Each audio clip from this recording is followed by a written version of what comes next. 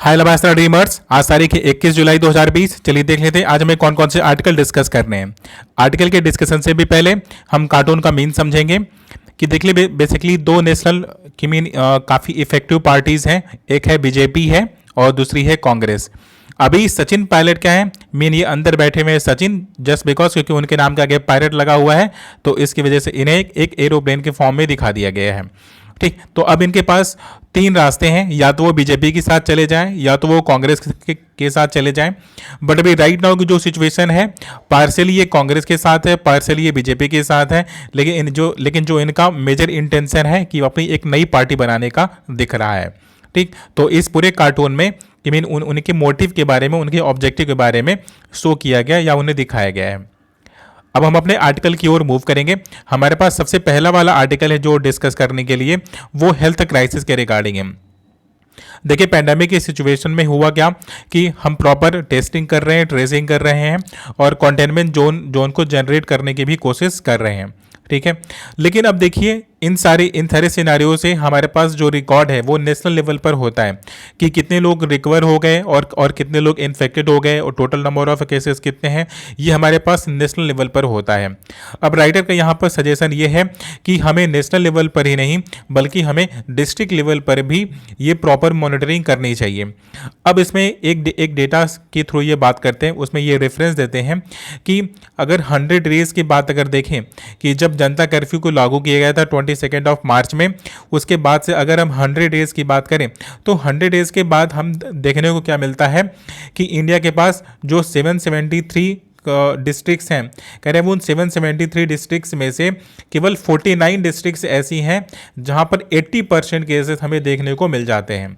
तो अगर 80% केसेस हमें केवल उन 49 डिस्ट्रिक्ट्स में अगर हमें देखने को मिल रहे हैं, तो इसका मतलब ये हुआ कि हमारे पास मेजर ऐसे डिस्ट्रिक्ट्स हैं, कह रहे जहां पर नंबर ऑफ केसेस या तो नहीं है या तो ना के बराबर है, या ऐसे भी डिस्ट्रिक्ट्स हैं जहां पर नंबर ऑफ केसेस बहुत ज़्यादा हैं। तो अगर हम डेटा को अगर हम डिस्ट्रिक्ट वाइज अगर हम डिवाइड कर दें तो हमारे लिए ये बेनिफिशियल होगा कि हम क्या कर सकते हैं कि हम डिस्ट्रिक्ट वाइज अपने केसेस को हम सॉल्व कर सकते हैं। ऐसा नहीं है कि जहां पर नंबर ऑफ केसेस कम है कि वहां पर हम टेस्टिंग किट हम कम प्रोवाइड करवाएंगे, हम टेस्टिंग किट को हम जरूर प्रोवाइड करवाएंगे और वहां पर जो हेल्थ फैसिलिटी है उसको और बेहतर करके रखेंगे ताकि वो उन 49 डिस्ट्रिक्ट्स में न जा सके। ठीक, तो राइटर का पहला सजेशन यही होता है कि सबसे पहला काम हमें उन डिस्ट्रिक्ट्स को आइडेंटिफाई करना है, पहले उसका पता लगाना है, फिर उसके बाद हमें डिस्ट्रिक्ट वाइज अपडेट करते रहना है कि कौन से डिस्ट्रिक्ट में कितने न्यू केसेस आ रहे हैं। जिस प्रकार से आज हम नेशनल लेवल पर एक हम रिकॉर्ड सबमिट करते हैं कि कितने लोग रिकवर हो गए और कितने लोग इन्फेक्टेड हो गए, टोटल नंबर ऑफ केसेस कितने हैं, यानी उसी प्रकार हमारे पास डिस्ट्रिक्ट वाइज डेटा होना चाहिए, क्योंकि जो डिस्ट्रिक्ट वाइज डेटा होगा उसमें मॉनिटरिंग करना और आसान हो जाएगा।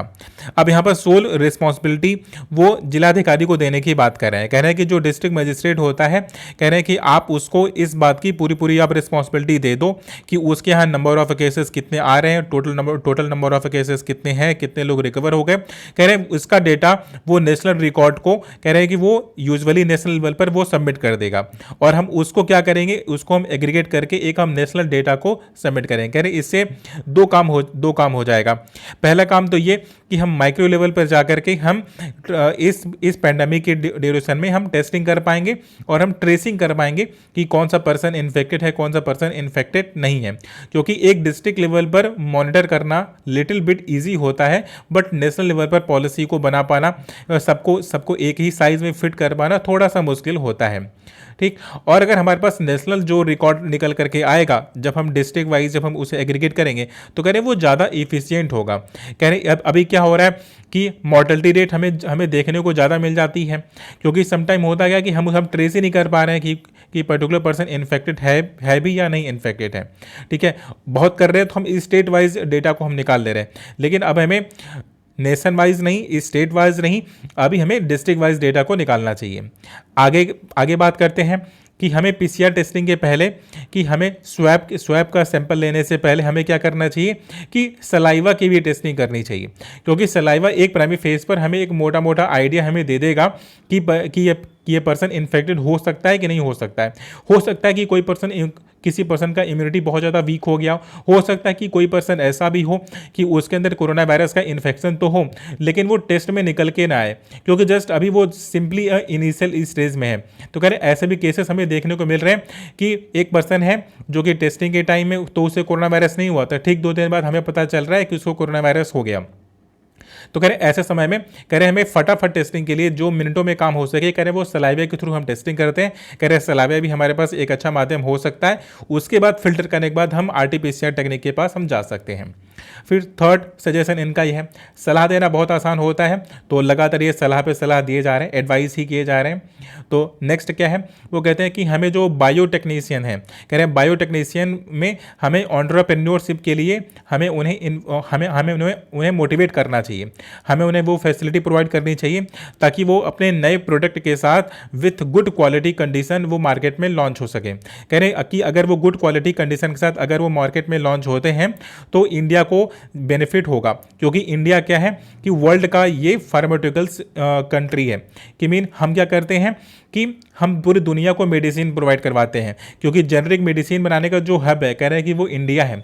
तो अगर इंडिया के जो बायोटेक्नीशियन है अगर ऐसे प्रोडक्ट अगर निकालने में सफल हो जाते हैं जो ना केवल इम्यूनिटी को बूस्ट करे बल्कि इस प्रकार के फटाफट टेस्टिंग करने में भी सक्षम हो, तो कह रहे मे बी कि इंडिया का जो स्टैंडर्ड है, जो इंडिया की जो डिप्लोमेसी है कह रहे हैं वो एक नेक्स्ट फेज में जा सकती है। फिर नेक्स्ट वन की बात करते हैं, कहते हैं कि चाहे वो डॉक्टर हो, चाहे वो नर्स हो और चाहे वो कोई हेल्थ केयर वर्कर हो, कह रहे हैं कि उन सभी को प्रॉपर वो सारी फैसिलिटी प्रोवाइड करवानी चाहिए। अब इसमें दो तीन पक्ष की भी बात करते हैं। कहते हैं कि पहली बात तो उनकी सैलरी बिल्कुल ऑन टाइम पर जानी चाहिए सो दैट कि वो मोटिवेटेड रहें वो अपना फंक्शन करने के लिए। फिर सेकेंड थिंग बात करते हैं कि उनके लिए जो पीपी की जो किट है कह रहे हैं कि वो एक्स्ट्रा होना चाहिए, मतलब एक किट अगर ख़राब हो जाती है तो वो उनके पास उनका अल्टरनेटिव होना चाहिए। और ये इंडिया में मैन्युफैक्चर करने की बात कर रहे हैं कि जो पर्सनल प्रोटेक्टिव इक्विपमेंट है कह रहे हैं कि ये अगर इंडिया में ही मैन्युफैक्चर होता है तो हम अपने डॉक्टर्स को और अपने हेल्थ केयर वर्कर के पास कह रहे हैं ज़्यादा जल्दी से हम प्रोवाइड करवा पाएंगे। लेकिन एक बेसिक स्टैंडर्ड बिना स्टैंडर्ड के साथ बिल्कुल कंप्रोमाइज़ किए हमें ये वाला काम करना होगा, क्योंकि अगर हम वही किट अगर हम कहीं से इंपोर्ट करते हैं तो हो सकता है कि हम केवल डॉक्टरों को दे पाएँ या फिर मेजर हेल्थ केयर वर्कर को जो ग्राउंड लेवल के स्टाफ से कह रहे हैं कि हम वहाँ तक वो किट न पहुँचा पाएँ। लेकिन अगर स्टाफ के पास अगर वो किट नहीं पहुँच पाता है तो पूरा हॉस्पिटल भी खतरे में रहेगा।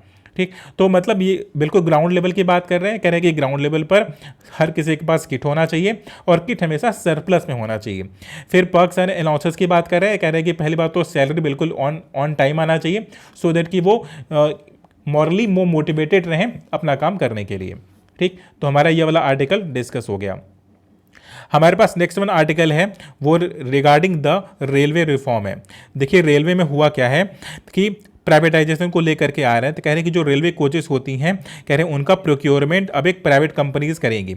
मतलब एक जो कोचेस होता है जिसमें हम यात्रा करते हैं कह रहे हैं उस कोचेस को प्रोक्योर करने की जो रिस्पॉन्सिबिलिटी है कह रहे हैं अब वो एक प्राइवेट कंपनी को देने जा रहे हैं। तो कह रहे हैं प्राइवेट कंपनी को वो प्रोक्योर करने के लिए वो प्रोक्योर करेगी और मेंटेन भी वही करेगी कि कोचेज़ में क्या होता है कि कोचेज़ में कि मीन कोई फैसिलिटी है या नहीं है और हाइजेनिक कंडीशन है या नहीं है, कह रहे हैं कि ये सारा काम करने वाली है एक प्राइवेट कंपनी। और रेगुलेशन का काम गवर्नमेंट का होगा, बेसिकली जो स्टाफ होंगे वो गवर्नमेंट के होंगे, लेकिन जो अदर जो फंक्शनरीज होंगी कह रहे हैं कि वो उनके पास होगा। कह रहे राइटर के अकॉर्डिंग कह रहे यहाँ तक तो सब कुछ ठीक ठाक चला आ रहा था, लेकिन फिर अब जब यहाँ बात करते हैं जो फेयर को डिसाइड करने की, तो उसमें भी एक प्राइवेट कंपनी अगर फेयर को डिसाइड करती है तो वो सोशल वेलफेयर को बिल्कुल भी ध्यान में नहीं रखने वाली है। तो जो रेल यात्रा होती है, बेसिकली जब भारत आज़ाद हुआ था उस वक्त ये बोला गया था कि ये हमारा सबसे बड़ा पब्लिक एसेट है, और जब पब्लिक एसेट होने का मतलब ये है कि वो पब्लिक को सर्व करेगा और बिल्कुल लो अमाउंट पे सर्व करेगा। लेकिन जैसे ही प्राइवेट एंटिटीज इसमें घुसेंगी तो सिंपली वो करेंगी क्या कि इसे प्रॉफिट मेकिंग की कोशिश करेंगे, क्योंकि आज भी होता है कि जो रेलवे का बेसिकली कोई भी पर्सन अगर यात्रा करता है तो उसका 40% जो ट्रेवल चार्जेस होता है करे वो सब्सिडाइज होता है। होगा क्या कि पहली बात तो ये 40% एक्स्ट्रा हाइक होगा, और प्लस चूंकि वो एक्स्ट्रा फैसिलिटी के नाम पर करेंगे क्या कि प्राइसेस को और भी ज़्यादा इंक्रीज कर देंगे। होगा क्या कि एक बड़ी पॉपुलेशन होगी जो इस पूरी रेल यात्रा से वो कट करके बाहर हो जाएगी। कह रहे जिस प्रकार से हम ट्रांसपोर्ट में भी देखते हैं कि जो एसी बसेस होती हैं, कह रहे एक नॉर्मल पर्सन वो उसे एफोर्ड नहीं कर सकता है, तो बिल्कुल एक एलीट क्लास के लिए आप सारी फैसिलिटी को आप करते जा रहे हो। कह रहे हैं कि ये बिल्कुल भी फेयर नहीं है। जो इंडिया के सिटीजन हो, जो बिल्कुल मार्जिन पर रह रहे हैं, कह रहे हैं कि रेल की सेवा तो उनके लिए भी है। कह रहे हैं कि आपने जो अभी रिसेंट में जो भी स्टार्ट किया है कि 150 रेल और 109 रूट्स पर आप चलाने की बात कर रहे हो, कह रहे हैं कि आप प्राइवेटाइजेशन को बिल्कुल स्टार्ट कर रहे हो। ठीक है। फिर राइटर कहते हैं कि एक तरफ तो आप बुलेट ट्रेन चलाने की बात कर रहे हो, कह रहे हैं बुलेट ट्रेन में आप लाख करोड़ रुपीस खर्च करने के लिए तैयार हो, लेकिन अगर कुछ पैसे अगर आप IRCTC में ही अगर आप खर्च कर दो तो वो नई फैसिलिटी के साथ, नए प्रोडक्ट के साथ और नए कोचेस के साथ वो बिल्कुल मार्केट में आ सकते हैं, क्योंकि उनके पास एक्सपीरियंस है। IRCTC के पास खुद का अपना एक्सपीरियंस है। और होगा क्या कि PSU को और ज़्यादा स्ट्रेंथ मिलेगी। लेकिन आप PSU को आप स्ट्रेंथ बढ़ाने के बजाय सिंपली आप उसे बेच दे रहे हो, सिंपली आप उससे पूरे उसके काम छीन ले रहे हो। और ये ना केवल उस PSU के लिए, पब्लिक सर्विस वो अंडरटेकिंग के लिए, बल्कि इंडिया के सिटीजन्स के लिए भी ये बहुत बुरा है। इंडिया के सिटीजन्स को क्या चाहिए कि अफोर्डेबल उन्हें ट्रांसपोर्ट फैसिलिटी गवर्नमेंट को प्रोवाइड करवाना उसकी लायबिलिटी है, उसका वो कर्तव्य है, उसे करना ही चाहिए। लेकिन अभी आप कर क्या रहे हो कि सिंपली आप प्रॉफिट मेकिंग के लिए सिर्फ आप एक पर्सपेक्टिव से सोच रहे हो कि रेलवे आपका प्रॉफिट मेकिंग है या नहीं है। ठीक है। तो सोशल सर्विस नाम की भी एक चीज़ होती है। कह रहे हैं आपको उस डायमेंशन पर सोचते हुए कह रहे हैं गवर्नमेंट को इसे प्राइवेटाइज नहीं करना चाहिए, बेसिकली इसे क्रिटिसाइज कर रहे हैं। ठीक। तो हमारा ये वाला आर्टिकल डिस्कस हो गया। नेक्स्ट वन आर्टिकल है स्कूल के रीओपनिंग के रिगार्डिंग। देखिए साउथ कोरिया हो गया, जापान हो गया, इन्होंने पैंडेमिक को बहुत अच्छे से कर्टल किया हुआ है। पैंडेमिक को टेस्टिंग और ट्रेसिंग के द्वारा उन्होंने कंट्रोल में कर लिया है। तो इसकी वजह से वहाँ पर कुछ स्कूल तो खोले जा चुके हैं और वहाँ पर प्रॉपर है क्या कि उनके पास ऑनलाइन फैसिलिटीज़ बहुत अच्छी हैं। तो ज़्यादातर वो ऑनलाइन एजुकेशन पहले भी था उनके यहाँ, तो अभी भी पैंडेमिक के ड्यूरेशन में कह रहे कुछ भी वहाँ पर चेंजेस नहीं हुए हैं। वो आज भी अपना एजुकेशन सिस्टम प्रॉपर तरीके से फंक्शन करे जैसा वो पहले करते थे। लेकिन इंडिया का सिनेरियो बिल्कुल अलग है कि हर किसी के पास इंटरनेट की फैसिलिटी नहीं होती है, हर किसी के पास लैपटॉप नहीं है, हर किसी के पास वो सेलफोन नहीं होगा कहने जिसके थ्रू वो ऑनलाइन क्लासेस ले सकेगा या ऑनलाइन सर्विसेज वो गेन कर सकेगा, ऐसा बिल्कुल भी नहीं है। तो इसलिए अगर आप मास पॉपुलेशन तक अगर आप एजुकेशन को पहुंचाना चाहते हो तो सबसे पहले तो आप पैंडेमिक पर पहले आपको कंट्रोल करना होगा और सभी स्टेट्स को एक साथ मिल करके कि मेरे कॉमन व्यू रखना होगा, क्योंकि कुछ स्टेट चाहते हैं कि स्कूल को रीओपन कर दिया जाए बट कुछ स्कूल चाहते हैं कि उसे रीओपन ना किया जाए। तो कह रहे हैं इस प्रकार का जो दुविधा, जो कॉन्ट्राडिक्टरी इस स्टेटमेंट ने कह रहे हैं ऐसा बिल्कुल होना नहीं चाहिए। कह रहे हैं कि नेशनल लेवल पर क्या होना चाहिए, कह रहे हैं नेशनल लेवल पर पॉलिसी बननी चाहिए और स्कूल को कब खोलना है कब नहीं खोलना है कह रहे हैं कि वो एक सिंगल व्यू पॉइंट से हमें बात करनी चाहिए। ठीक है। तो इसलिए प्रॉपर इसका सोल्यूशन, प्रॉपर इसका आंसर, राइटर कहते हैं कि एक आंसर इसका मिल नहीं रहा है। महाराष्ट्र कह रहा है कि हम नहीं ओपन करेंगे, यूपी कह रहा है कि नहीं हम खोल देंगे, दिल्ली कह रहा है हम खोल देंगे। कह रहे हैं ऐसा बिल्कुल भी नहीं होना चाहिए कि जो जिस धारा में जा रहा है उस धारा में ऐसे नहीं जाना चाहिए। हमारे पास नेक्स्ट वन आर्टिकल है वो मॉब लिंचिंग के रिगार्डिंग है। देखिए मॉब लिंचिंग के केसेस डे बाय डे बढ़ते ही जाते हैं, मतलब अक्सर ही हमें देखने को मिलता है। एक्सक्यूज उसका कुछ भी हो सकता है। देखने में आता है कि यूपी हो गया, बिहार हो गया, महाराष्ट्र हो गया, कह रहे मॉब लिंचिंग के केसेस यूजुअली जो मीडिया में जो हाईलाइटेड होते हैं कि हमें देखने को मिलता है कि यहीं पर हो रहा है या फिर राजस्थान में हो रहा है, गुजरात में हो रहा है। बट अगर नेशनल क्राइम रिकॉर्ड ब्यूरो की माने तो सबसे ज़्यादा जो नंबर ऑफ केसेस हैं कह रहे हैं वो आसाम में हमें देखने को मिलता है। देखिए आसाम में हुआ क्या कि एक बांग्लादेशी को मार दिया जाता है, एक नहीं तीन बांग्लादेशी को मार दिया जाता है। अब राइटर कहते हैं कि ये दूसरी घटना है, इससे पहले भी एक बांग्लादेशी को मार दिया गया था और उसकी लाश को कह रहे बांग्लादेशी की मेन जो अथॉरिटीज़ थी कह रहे उनको प्रोवाइड करवा दिया गया। और एक किस नाम पर कि बेसिकली काउ स्लॉटर के नाम पर, कभी बच्चा चुराने के नाम पर और तमाम तरीके की वो टेररिस्ट है और वो कि मीन एक प्रकार का इसे बोलते हैं कि एक्स्ट्रा जुडिशियल किलिंग हो रही है कि उसका ट्रायल हो नहीं रहा, पुलिस उसे पकड़ नहीं रही है और उसके बारे में कोई सुनवाई हो नहीं है, सिंपली एक मॉब जाती है उसे मार देती है। ठीक। अब देखिए 149 केसेस हैं पर लाख वहाँ पे आसाम में जो क्राइम का रिकॉर्ड है, एक डेटा है कि 149 केसेस हैं पर लाख पॉपुलेशन पर। नेशनल क्राइम रिकॉर्ड ब्यूरो जो कि अक्टूबर 2019 में इन्होंने ये वाला रिपोर्ट सबमिट किया था। उसमें बताते क्या है कि 149 केसेस पर लाख पॉपुलेशन पर आसाम में है, जो कि पूरे ऑल ओवर इंडिया में कह रहे हैं सबसे ज़्यादा है। कह रहे कि अदर स्टेट में 149 से कम केसेस हैं पर लाख पे, लेकिन आसाम में सबसे ज़्यादा है। ठीक, तो उसी के रेगुलेशन की बात करते हैं, उसके लिए प्रॉपर एक लॉ बनाने की बात करते हैं, नॉट मोर देन दैट। तो हमारा ये वाला भी आर्टिकल डिस्कस हो गया। अभी हम अपने नेक्स्ट वन आर्टिकल की ओर मूव करेंगे। देखिए, एक पद्मनाभन टेम्पल है, तो वो है क्या कि 1949 से ही एक प्राइवेट एंटिटी या एक प्राइवेट ट्रस्ट के फॉर्म में फंक्शन कर रहा था। तो अभी क्या है कि एक ट्रस्ट जो कि सुप्रीम कोर्ट ने जो कोर्ट ने डिसाइड किया था कि जितने भी टेंपल होंगे उनकी निगरानी करने के लिए एक उन्होंने एडमिनिस्ट्रेटिव बॉडी बना दिया था। लेकिन जो पद्मनाभन जो टेंपल है, कहने कि ये उस बॉडी से बिल्कुल अलग था, जस्ट बिकॉज ऑफ व्हाट कि ये पब्लिक प्रॉपर्टी नहीं था, ये एक प्राइवेट प्रॉपर्टी था। प्राइवेट प्रॉपर्टी एक ट्रस्ट के फॉर्म में फंक्शन कर रहा था, बट स्टिल ये उसको अंडर कंट्रोल में लाने की कोशिश करते हैं। अब आर्टिकल में बात क्या करते हैं, कहते हैं कि देखिए कुछ रिचुअल्स होते हैं किसी भी मंदिर के, कह रहे हैं कि कुछ प्रथाएं होती हैं, कह रहे हैं कि जो आपकी एडमिनिस्ट्रेटिव बॉडी होगी ना जो गवर्नमेंट की, कह रहे हैं कि वो रिचुअल्स वाले काम नहीं करने वाली है। कह रहे हैं कि आप बल्कि आप वहां पर रेगुलेशन कर सकते हो, किसी के फंडामेंटल राइट का वायलेशन ना हो, कह रहे आप इसका आप ध्यान रख सकते हो, आप लॉ एंड ऑर्डर का वहां पर मेंटेनेंस कर सकते हो, लेकिन जो उसके रिचुअल्स होंगे, कह रहे हैं कि जो उनके उत्तराधिकारी कह रहे हैं कि वही उसे फुलफिल करे तो ज्यादा बेहतर होता है। ठीक, तो उनके रिचुअल्स की रिस्पॉन्सिबिलिटी कह रहे हैं कि वो ट्रस्ट ले नहीं सकती है, वो आपकी एडमिनिस्ट्रेटिव बॉडी ले नहीं सकती है, क्योंकि उसके अंडर कंट्रोल में कह रहे हैं कि वेरियस टेंपल है। कह रहे हैं कि एक एडमिनिस्ट्रेटिव बॉडी है जिसके अंडर कंट्रोल में कह रहे हैं कि वेरियस टाइप ऑफ टेंपल्स हैं, तो वो हर किसी के रिचुअल्स को फॉलो करने की रिस्पॉन्सिबिलिटी तो नहीं ले सकते हैं। लेकिन अगर वो इंडिविजुअल, अगर वो प्राइवेट प्रॉपर्टी है, किसी ट्रस्ट के अंडर कंट्रोल में है, तो वो ट्रस्ट रिस्पॉन्सिबल होता है वहां के रिचुअल्स को फॉलो करने के रिगार्डिंग। तो पद्मनाभन टेंपल के साथ भी केस सही है, कह रहे हैं कि वहां के रिचुअल्स के साथ कह रहे हैं हमें छेड़छाड़ नहीं करनी चाहिए, कह रहे हैं जैसे वो फंक्शन कर रहे थे, कह रहे वैसे उन्हें फंक्शन करते देते रहना चाहिए, ऐसा आर्टिकल में बात करते हैं। अभी हमारे पास जो नेक्स्ट वन आर्टिकल है वो रिगार्डिंग द राशन कार्ड के रिगार्डिंग है। देखिए, राशन कार्ड होता जरूर है हर किसी के पास, बट बड़ा मुश्किल होता है कि आप वो प्रोक्योर कर पाओगे, आप अनाज को उस सब्सिडाइज रेट पर ले पाओगे जो गवर्नमेंट चाहती है कि प्रोवाइड करवाना।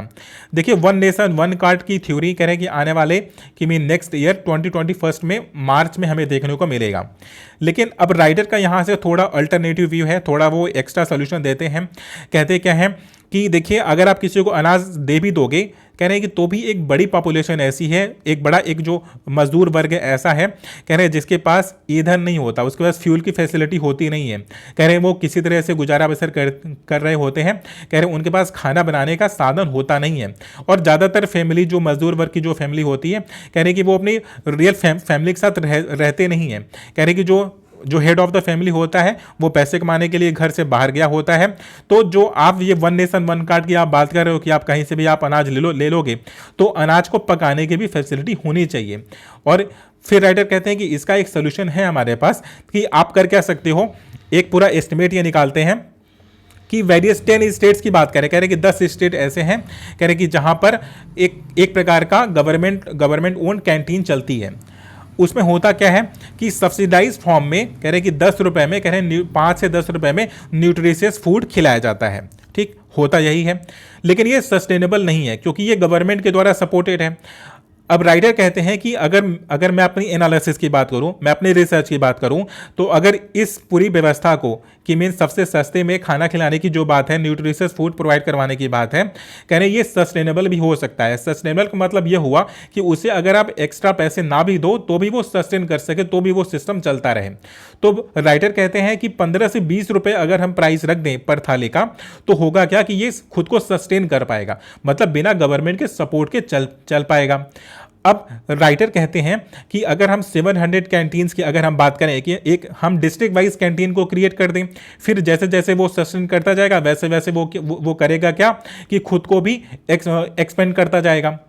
इनिशियली 26,500 करोड़ रुपीस की बात करते हैं कि आपको 26,500 करोड़ रुपीस का खर्च होने वाला है, और 5 से 6 वर्षों तक कह रहे हैं कि आपको हो सकता है कि ये कॉस्ट थोड़ा सा ज़्यादा लगे कि लोगों को पका पकाए फूड प्रोवाइड करवाने के मामले में, लेकिन 5 वर्षों के बाद ये जब खुद को सस्टेन कर लेगा तो आपका 4 से 4.5 हजार करोड़ रुपीस पर ईयर आपका बचने वाला है।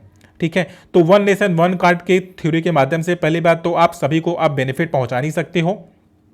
जो इसके रियल बेनिफिशरी हैं वो वही हैं जो मजदूर वर्ग है, जो बाहर है, जो मार्जिन पर रह रहा है, और बाकी जो इलीट क्लास के लोग हैं वो तो अपने घरों में खाते पीते तो है ही, कह रहे कि उनको इस प्रकार के सब्सिडाइज फूड की आवश्यकता होती नहीं है।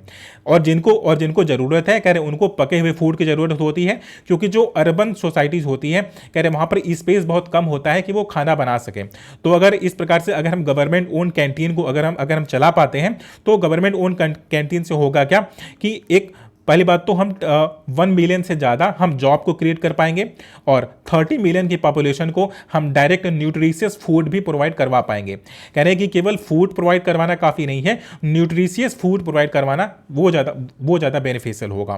ठीक है, तो कह रहे हैं कि 30 मिलियन पॉपुलेशन के पास हम डायरेक्ट फूड प्रोवाइड करवाएंगे और 1 मिलियन से ज़्यादा लोगों को जॉब भी मिल जाएगी। लेकिन अगर वन नेशन वन कार्ड करते हैं, कह रहे हैं उसके थ्रू बड़ा मुश्किल है कि लोगों को वो फैसिलिटी मिल पाए जो आप चाहते हो। ठीक, तो आज की तारीख में हमारे पास जितने भी रेलेवेंट आर्टिकल थे मैंने वो सारे आर्टिकल डिस्कस कर लिए हैं। ये बेसिकली एक रिचुअल्स के रिगार्डिंग है कि मीन किस प्रकार से अजान वगैरह दी जाती है, तो इसलिए हम इसे डिस्कस नहीं करेंगे। Thank you so much for watching the video.